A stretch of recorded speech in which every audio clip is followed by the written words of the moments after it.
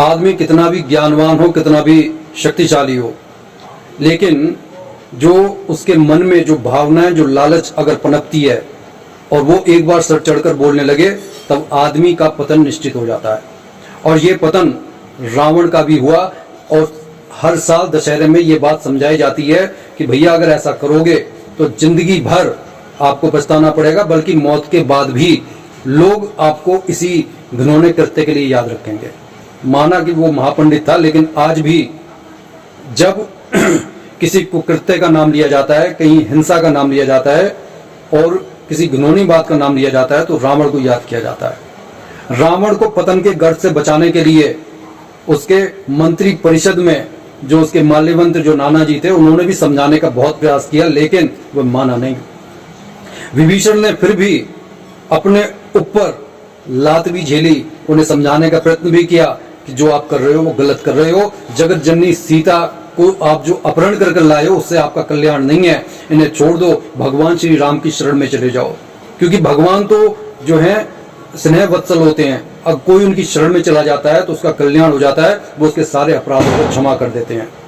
लेकिन रावण जो अपने शक्ति के मद में और कामासक्त होकर सिर्फ अपनी इच्छाओं को पूर्ण करना चाहता था, उसने अपने सारे परिवार को देखा जाए संहार करवा दिया।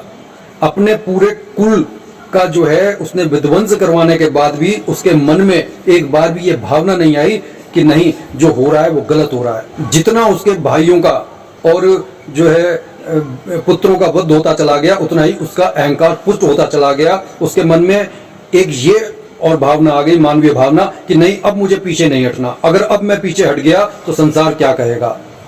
हालांकि वीरता की कोई इसने मिसाल कायम नहीं करी थी कि अगर कोई वीरता की मिसाल कायम करी हो कि नहीं मैं क्षत्रिय हूं कि युद्ध से भागूंगा, पीठ नहीं दिखाऊंगा, ऐसी कोई उसकी कामना नहीं थी। उसकी कामना मात्र ये थी कि किसी तरीके से राम और लक्ष्मण को हरा दिया जाए और सीता माता को हासिल कर लिया जाए, और वह अपने कुल के विध्वंस का एकमात्र कारण बना। अंततः उसे कुंभकर्ण ने भी समझाया था कि भाई जो तुम कर रहे हो वो गलत कर रहे हो, वो तो साक्षात जगत जननी है। वो जो 6 महीने सोता था उसे इसकी जानकारी थी, लेकिन रावण को इसकी जानकारी नहीं थी। तो इस तरीके से अगर हमें समझना चाहिए कि जब ये जो भावनाएं हमारे सर पर चढ़कर बोलती हैं, जो लालच, जो लोभ, जो मोह, और उससे भी बड़ा जो आदमी जो कामी पुरुष होता है, क्योंकि उसने तो हमेशा गलत कार्य करके ही शक्ति को अर्जित किया था और उसे ये ऐसा लगता था कि भगवान शिव हमेशा उसके साथ रहेंगे, लेकिन वो ये भूल गया था ईश्वर के जो राज्य में न्याय का सीधा साधा जीता जागता विधान है, एक सीधा साधा विधान है। जैसे कर्म करोगे उसका परिणाम आपको भुगतना ही पड़ेगा, देर सवेर। वीडियो अच्छी लगी हो तो कमेंट जरूर कीजिएगा। जय जय सीताराम।